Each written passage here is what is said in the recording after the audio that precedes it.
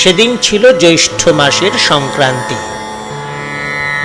চারিপাশের গ্রাম থেকে মেয়েরা এসেছিল 10 পারমিতার পূজা দিতে। সেই উপলক্ষে অনেক সাপুড়ে, গায়ক, বাজিকর মন্দিরে একত্র হয়েছিল।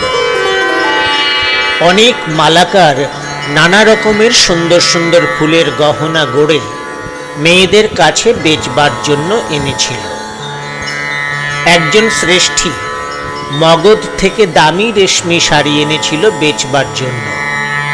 তারই দোকানে ছিল সেদিন মেয়েদের খুব ভিড়। প্রদ্যুম্ন শুনেছিল জ্যৈষ্ঠ সংক্রান্তির উৎসব উপলক্ষে পারমিতার মন্দিরে একজন বিখ্যাত গায়ক ও বীণ বাজিয়ে আসবেন। সে মন্দিরে গিয়েছিল তাঁরই সন্ধানে।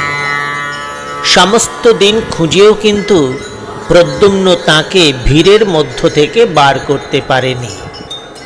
সন্ধ্যার কিছু পূর্বে মন্দিরের উঠোনে একজন সাপুড়ে অদ্ভুত অদ্ভুত সাপের খেলা দেখাতে আরম্ভ করলে, আর তারই চারিধারে অনেকগুলো কৌতুক প্রিয়া মেয়ে জমে গেল।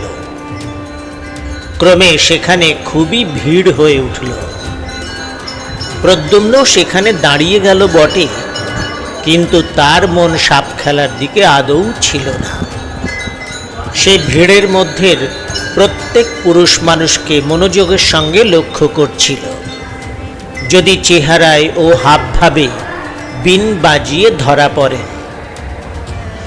অনেকক্ষণ ধরে দেখবার পর তার চোখে পড়ল একজন প্রৌঢ় ভিড়ের মধ্যে তার দিকেই চেয়ে দাঁড়িয়ে আছেন। তার পরনে অতি মলিন ও জীর্ণ পরিচ্ছদ। কি জানি কেন প্রদ্যুম্নের মনে হলো এই সেই গায়ক। প্রদ্যুম্ন লোক ঠেলে তাঁর কাছে যাবার উদ্যোগ করতে তিনি হাত উঁচু করে প্রদ্যুম্নকে ভিড়ের বাইরে যেতে ইঙ্গিত করলেন।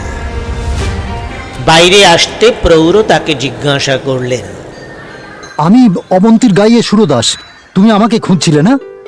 প্রদ্যুম্ন একটু আশ্চর্য হল। তার মনের কথা ইনি জানলেন কি করে?